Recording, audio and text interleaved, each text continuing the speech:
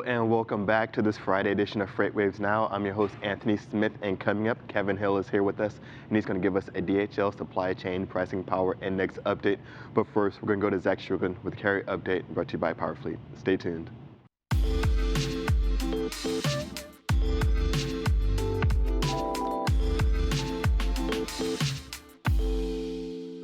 Hello everyone and welcome to your Friday Carrier Update presented by PowerFleet. I'm Zach Strickland. So it's been about a week since we've updated you last, but tender rejection rates have continued to slide down off their supposed peak around Labor Day, or the week of Labor Day I should say, back down to about 24.59%. Now that is still a very high level of rejection. We're not seeing, it's certainly not the time to think that the spot market is going to just collapse on you and fall apart. But it is a trend change that we're going to have to watch closely here over the next week or two. Traditionally, we do see tender rejection rates fall down after holidays for a period of time. We saw it back at the end of, or at the beginning of July, right after the 4th of July holiday. We had this, really slowing down of rejection rate increase, and then it kind of flattened out for a minute before continuing its climb again. This is because of the supply side situation around the holidays. We typically have a lot of carriers that are moving into areas and getting boxes put around them so they can get to their homes or go on vacation, etc. Now, the difference between these two moments, and we did see volumes kind of come back down a little bit right after the 4th of July, but then they really started to climb back up. This time we're seeing that OTVI fall down, accepted volumes along with it, and it is falling a little bit with a little bit more weight behind it than we saw there around July the 4th, which was really the last big holiday during this environment. So it's not necessarily that we want to compare it year over year at this point, because we are in a totally different world than we were in 2019. So I think comparing it to July the 4th is probably a better comparison. But again, you can see we're back down to about 15.3 on the OTVI, which means that we are falling relatively quickly from that 16K plus peak that we saw right before Labor Day holiday, coming down really fast. So where in the United States are we seeing some of these rejection rates? And again, this didn't happen with this level of force after July 4th, but we are seeing a lot more red on our WRI map, our weighted rejection index, which combines weekly change in tender rejection rate with market share value. So where you see our darker reds, that means that we are seeing a more dramatic change in that tender rejection rate week over week with some of these stronger volume markets. So out there in Ontario, Los Angeles, starting to come back down.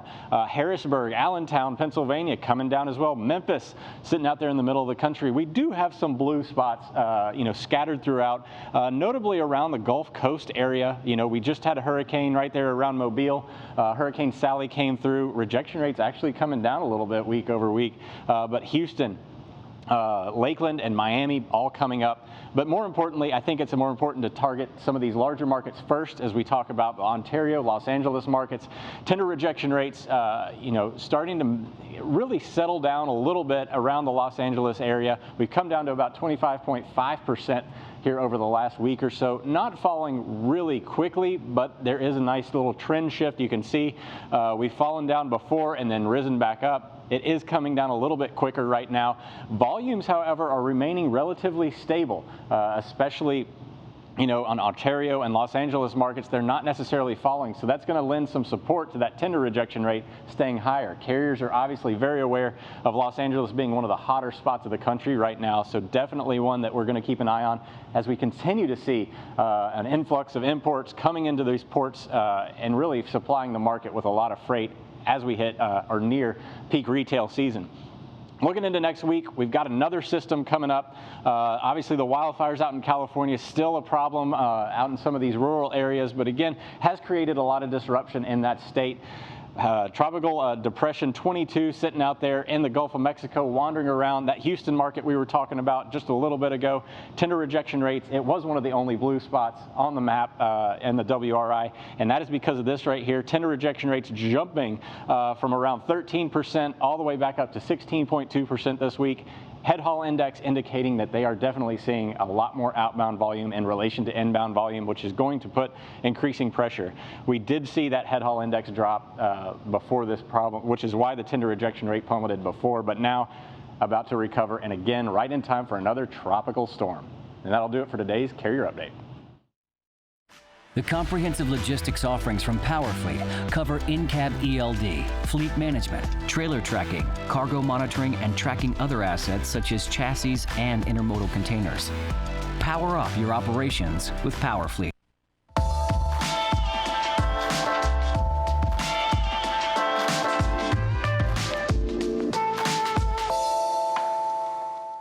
Welcome to the DHL Supply Chain Pricing Power Index update. I'm here with Kevin Hill. Kevin, what's the latest?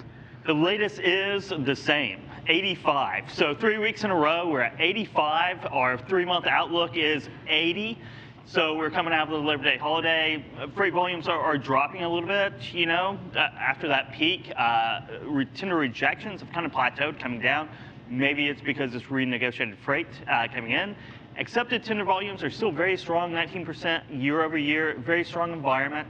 51 out of the 100 truck stop spot market lanes that we track here in Sonar are over $3 a mile. So it's still a very hot market. It's kind of plateaued a little bit, so we're keeping everything the same. So interesting that it's plateauing, but still remaining so high, and even with the 3-month outlook, only a 5-point drop. Only a five-point drop on the 3-month outlook is exactly right, because it's still a hot market. You know, it's 85, 100 is total carrier power. So 85 is still good. You know, no one's going to be, if you're a carrier out there, you're not crying because it's 85. Even if you're a shipper, you're not going to be crying because it's 85, because what we have here is the Bank of America debit and credit card spending. And what we see, this is year-over-year numbers. So this is a 7-day moving average, year-over-year numbers. And you can see where it's dropped dramatically, right? Airlines, lodging, entertainment, restaurants and bars, transit. But you get down here to real tangible goods that we ship. We ship on trucks. Clothing, 9%. Furniture, 55% year-over-year.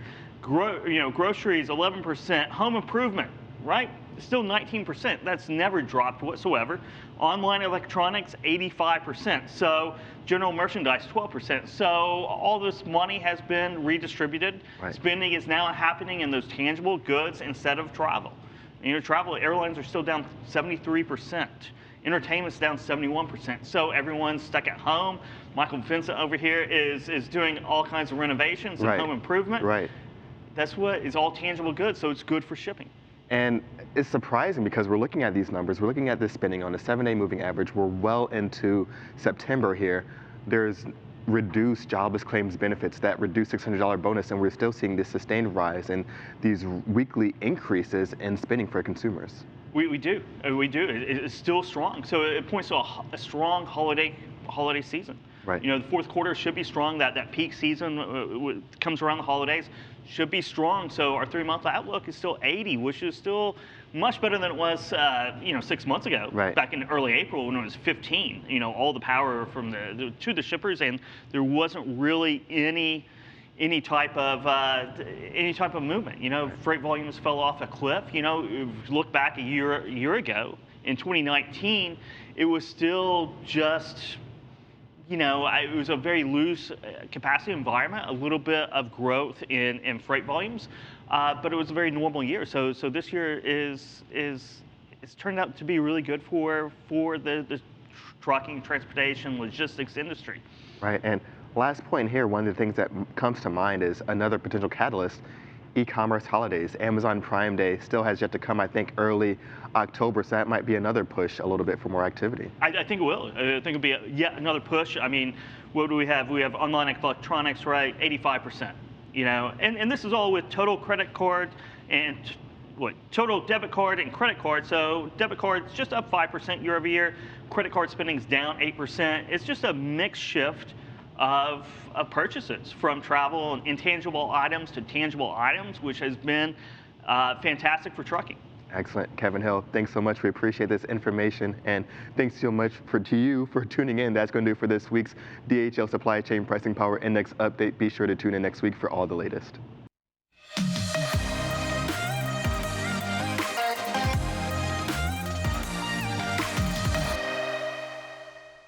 That's going to wrap it up for this Friday edition of FreightWaves Now. Thanks so much for tuning in. As always, you can check us out on all your favorite streaming platforms, including Apple TV. Thanks so much for tuning in, and we'll see you on the next episode.